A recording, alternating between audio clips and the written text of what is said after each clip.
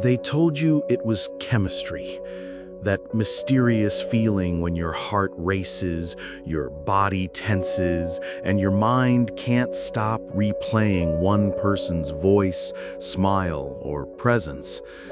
They told you it was natural, that being attracted to someone intensely, almost obsessively, is a beautiful sign of connection, of desire, of life.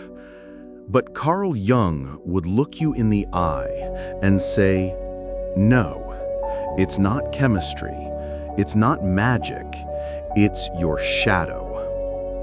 What if everything you've been told about sexual attraction is a lie? What if that magnetic pull you feel isn't guiding you toward love, but towards your deepest psychological wounds?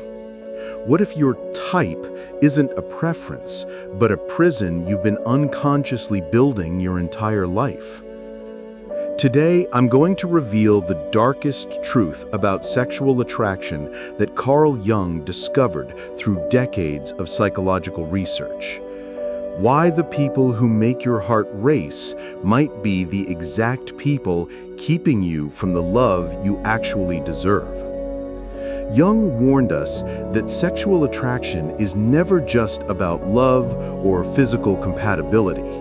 It's a psychological explosion, one that often reveals more about your wounds than your wants. By the end of this, you'll understand why you keep choosing the same person in different bodies, and more importantly, how to finally break free from patterns that Jung believed could destroy you if left unconscious. The case that changed everything. The woman sits across from Dr. Harville Hendricks, tears streaming down her face. She's describing her third consecutive relationship with an emotionally unavailable man. Charming at first, then distant. Loving when convenient, cold when she needed the most. I don't understand, she says. They're completely different people, different jobs, different backgrounds, different personalities, but somehow I always end up in the same place. Dr. Hendricks leans forward. What if I told you that you've been unconsciously seeking the same person your entire adult life? What if your attraction isn't random at all, but following a blueprint you created before you could even speak? This conversation led to one of the most important discoveries in relationship psychology. Hendricks called it imago matching, the unconscious tendency to seek partners who match a composite image of our early caregivers. But here's where it gets disturbing. We don't just seek the positive traits of our childhood figures. We specifically seek people who can recreate the exact emotional climate of our earliest relationships, including the pain. Your unconscious isn't trying to find you a healthy partner. It's trying to give you another chance to win the love you couldn't earn as a child. Jung believed that inside every one of us lives an unconscious opposite, the anima in men, the animus in women. These inner figures aren't just abstract ideas, they're emotionally charged forces that represent what we've suppressed, denied, or never developed within ourselves. And here's what Jung found terrifying. When you meet someone who reflects your inner anima or animus, your psyche lights up. It says, there, that person holds everything you lack. So you don't fall in love with them, you fall in love with yourself, or rather with the part of yourself you've never met. But this discovery was just the beginning. Jung realized that the same psychological forces that create this magnetic attraction also explain why we unconsciously seek people who can recreate the exact emotional climate of our earliest relationships, including the pain. Think about the person who makes your heart race right now, or the last person who did. I want you to ask yourself an uncomfortable question. Do they remind you of anyone from your past. Not physically, but emotionally. The way they make you feel, the dynamic between you, the emotional climate they create. If you're honest, you'll probably find echoes of your earliest relationships. The parent who was loving but unpredictable. The caregiver who was present but emotionally distant. The family dynamic where love felt conditional, where attention had to be earned, where emotional needs weren't welcome. This is why that person feels so familiar, so right. Even when your rational mind knows they're wrong for you, your unconscious is saying, finally, someone who feels like home. But what your unconscious calls home, your adult self might call hell. The attachment blueprint. Let's talk about attachment for a moment, because understanding your attachment style will explain almost everything about your attraction patterns. John Bowlby and Mary Ainsworth discovered that how we bonded with our primary caregivers creates a template for all future relationships. This template operates automatically, below conscious awareness, influencing who feels exciting, safe, or familiar. If you had secure attachment, about 50% of all people do, you probably find yourself attracted to emotionally available people. Drama feels exhausting, not exciting. You can tell the difference between genuine chemistry and psychological dysfunction. You're comfortable with intimacy, but don't lose yourself in relationships. You believe you deserve consistent love and can recognize it when you see it. But if you had anxious attachment, if your caregivers were sometimes loving and sometimes unavailable, you might find yourself drawn to people who are hot and cold. The intermittent reinforcement of their attention creates an addiction-like response. When they're warm, it feels like the sun coming out. When they're distant, you feel like you're dying. This isn't chemistry. This is your nervous system recognizing a familiar pattern and lighting up because it thinks it finally has a chance to solve an old puzzle. People with anxious attachment often describe feeling addicted to certain types of people. They're drawn to partners who are inconsistent, unpredictable, sometimes intensely loving, and other times withdrawing or critical. The uncertainty creates a dopamine response similar to gambling.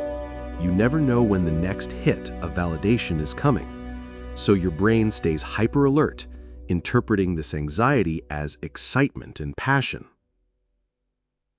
If you had avoidant attachment, if emotional expression wasn't welcomed in your family, you might find yourself attracted to people who don't ask much of you emotionally. You feel suffocated by too much closeness, but paradoxically, might be drawn to very emotional people because they represent all the feelings you learn to suppress. Avoidant individuals often find themselves in relationships with anxiously attached people, creating a push-pull dynamic where one person is chasing while the other is withdrawing. The avoidant person feels comfortable being needed, but panics when they need someone else. They're attracted to emotional intensity from a distance, but feel overwhelmed when it's directed at them consistently. And if you had disorganized attachment, if your early relationships involved trauma or extreme inconsistency, you might find yourself in cycles of intense attraction followed by panic and withdrawal. You desperately want connection, but terrify yourself with how much you need it. Disorganized attachment often results from having caregivers who were both sources of comfort and fear. Maybe a parent who was loving when sober, but terrifying when drunk. Or a caregiver who was nurturing, but also unpredictably rageful. This creates an internal conflict where intimacy feels both desperately needed and incredibly dangerous. None of this is your fault. These are adaptations your psyche made to survive your emotional environment. But they're running your love life now, and they might be sabotaging your chances of finding real intimacy. The repetition compulsion. Freud identified something he called repetition compulsion. It's our unconscious drive to recreate familiar emotional situations, even painful ones, hoping this time we can master them, fix them, get them right. This shows up everywhere in relationships. The woman who keeps dating men who become emotionally distant, hoping this time she can earn consistent love. The man who's drawn to partners who need rescuing because his worth has always been tied to being needed. The person who falls for charismatic but unreliable types because in their family excitement was confused with love. Let me tell you about Sarah. She came to therapy because she kept dating men who would initially pursue her intensely, then become cold the moment she showed vulnerability. Different men, same pattern. In exploring her history, Sarah realized her father had been exactly like this. Warm and attentive when she was performing or achieving, withdrawn and critical when she expressed needs or emotions. Her father was a successful businessman who showed love through praise for achievements, but became distant when she cried or needed comfort. He would light up when she brought home good grades or won competitions, but when she struggled emotionally, he would say things like, "Stop being so sensitive," or simply leave the room. Sarah wasn't choosing these men consciously. Her unconscious was seeking them out because they felt like an opportunity to finally win her father's unconditional love. Every relationship became an attempt to prove she was worthy of consistent affection. She would work harder, achieve more, try to be more attractive, more interesting, more perfect, hoping this would be the key to keeping their attention. But here's the cruel irony. The very people we're unconsciously attracted to are often the least capable of giving us what we actually need. We're not seeking partners who can love us as we are. We're seeking people who can make us feel the way we felt in our earliest relationships, hoping this time the story ends differently. Sarah's pattern kept her stuck because the men she chose were attracted to her achievements and performance, not her authentic self. The moment she showed vulnerability, they lost interest, just like her father had. She was unconsciously recreating the exact dynamic that wounded her, hoping this time she could earn the love that had always felt conditional. Sometimes these patterns do get resolved, but usually they don't. Usually we just get better at the familiar dance of earning and losing, pursuing and being rejected, giving everything and receiving scraps. Carl Jung had another piece to this puzzle.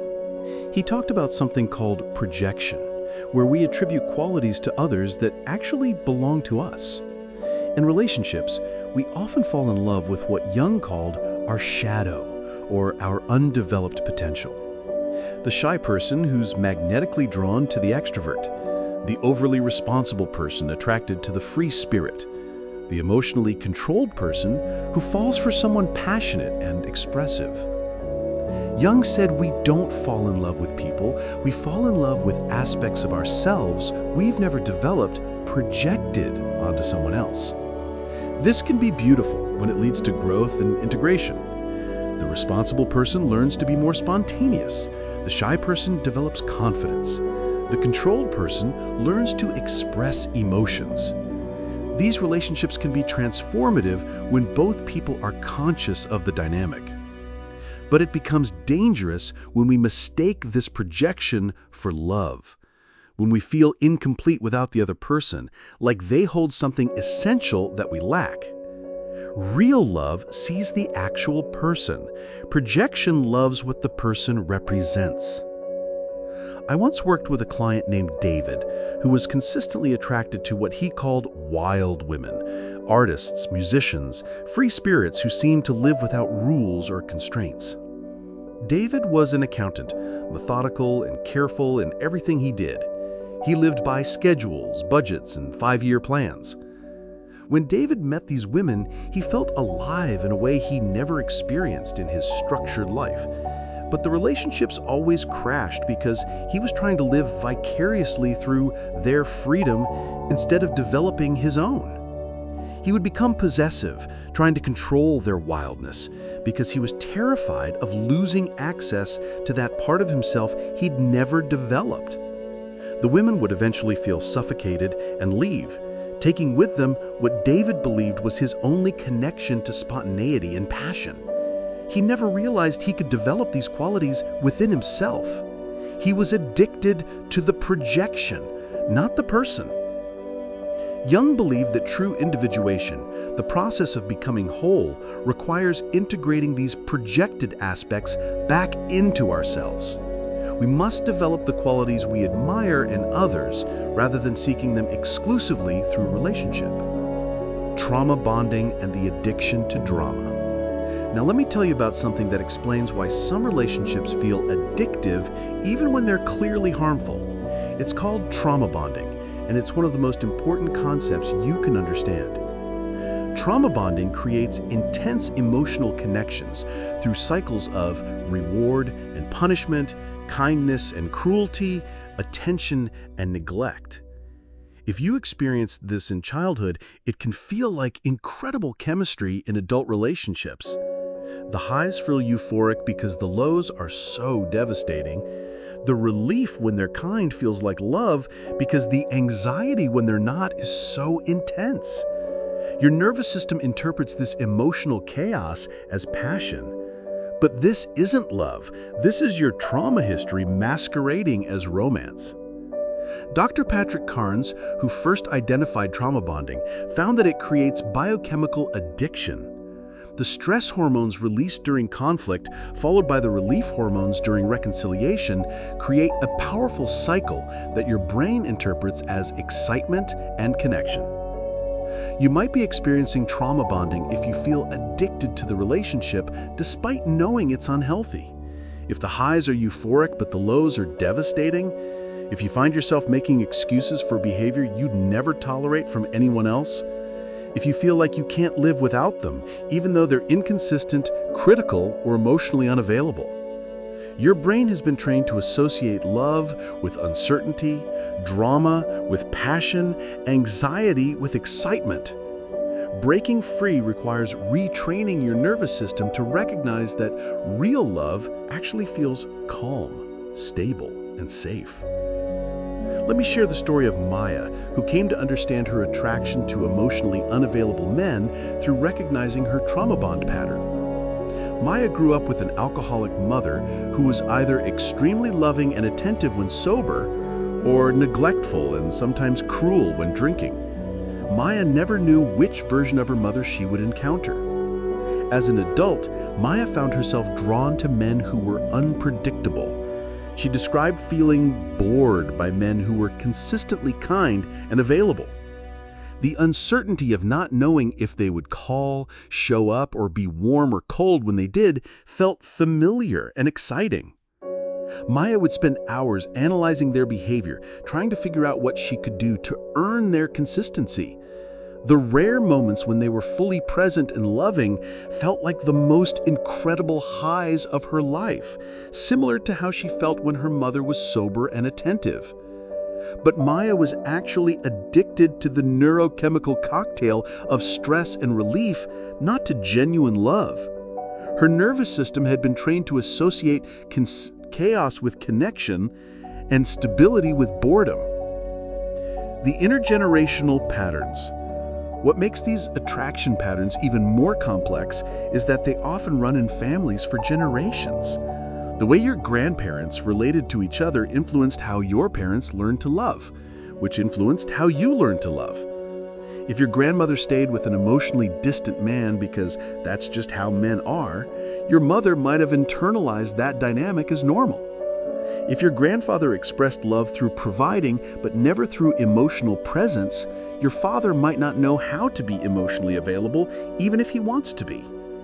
These patterns get passed down not through genetics, but through modeling. Children learn about love by watching their parents. They absorb not just what's said about relationships, but the emotional atmosphere, the unspoken rules, the ways intimacy is expressed or avoided. Breaking these patterns isn't just about healing yourself, it's about stopping cycles that may have been running in your family for generations. The biology of attraction.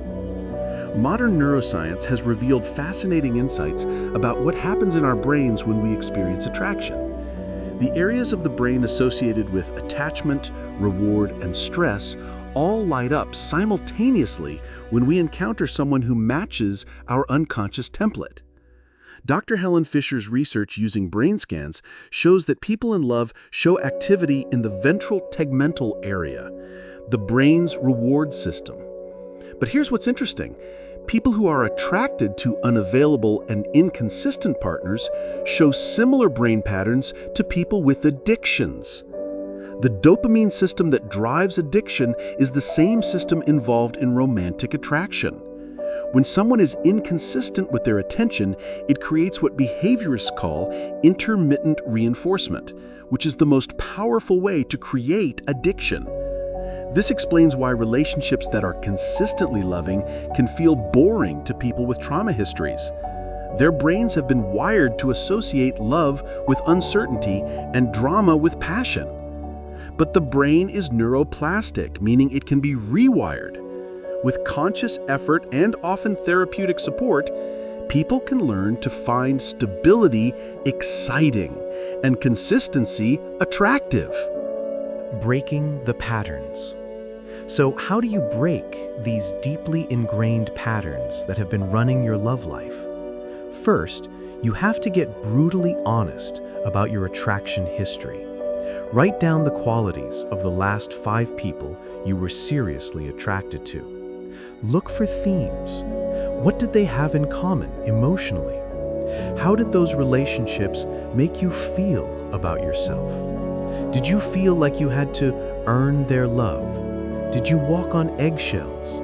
Did you lose yourself trying to be what they wanted? Then, explore your attachment history. How was love expressed or withheld in your family? What did you have to do to get attention or affection? What emotions were welcomed and which ones were punished or ignored? What were the unspoken rules about relationships in your household? This isn't about blaming your parents or caregivers. Most of them were doing the best they could with their own attachment histories. But understanding these patterns gives you the power to choose differently. Next, learn to differentiate between familiarity and compatibility. Just because someone feels familiar doesn't mean they're good for you. Sometimes the most healing relationships feel boring at first because your nervous system is addicted to drama. Start paying attention to how different people make you feel. Do you feel calm and yourself around them, or anxious and like you need to perform? Do they appreciate you as you are, or do you feel like you need to earn their attention? Do they have emotional capacity for a real relationship, or are they so focused on their own wounds that there's no room for yours? What healthy attraction actually looks like and why it might feel strange at first if you're used to drama. You feel curious about them, not obsessed. There's genuine interest in who they are as a person, not just how they make you feel about yourself. You remain yourself in their presence instead of becoming who you think they want. They appreciate you as you are rather than requiring you to earn their attention. The relationship energizes you instead of depleting you. You feel safe to be vulnerable instead of walking on eggshells. There's consistency in their behavior and emotions. They're emotionally available and capable of intimacy, not just physical or intellectual connection. Most importantly, the relationship brings out the best in both of you rather than triggering your worst patterns. Let me tell you about Mark. Mark had always been attracted to emotionally intense, dramatic women. His relationships were passionate but chaotic, filled with breakups and reconciliations, highs and lows that left him emotionally exhausted. In therapy, Mark discovered that his mother had been loving but emotionally unstable, creating a household where emotional intensity meant someone cared. Calm meant indifference. His mother would swing between smothering attention and complete withdrawal, often based on her own emotional state rather than anything Mark did. Mark learned to associate love with emotional chaos. His nervous system interpreted drama as care and stability as neglect. When Mark met Lisa, kind and consistent, he felt no spark. She seemed too nice, which Mark translated as not interested.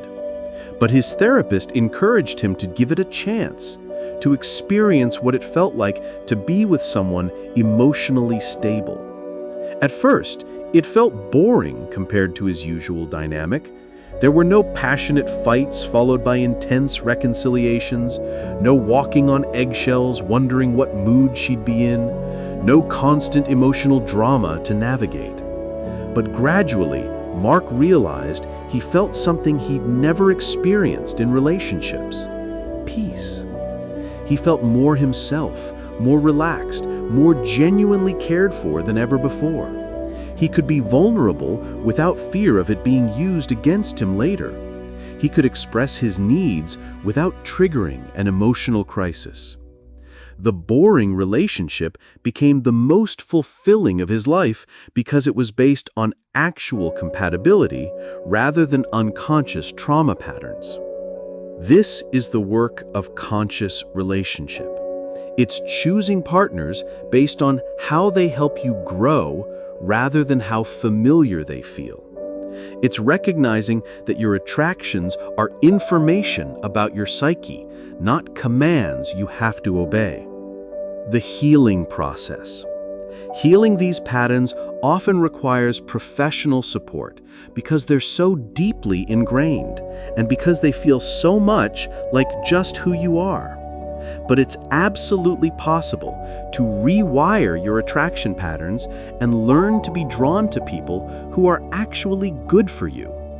The process usually involves several stages.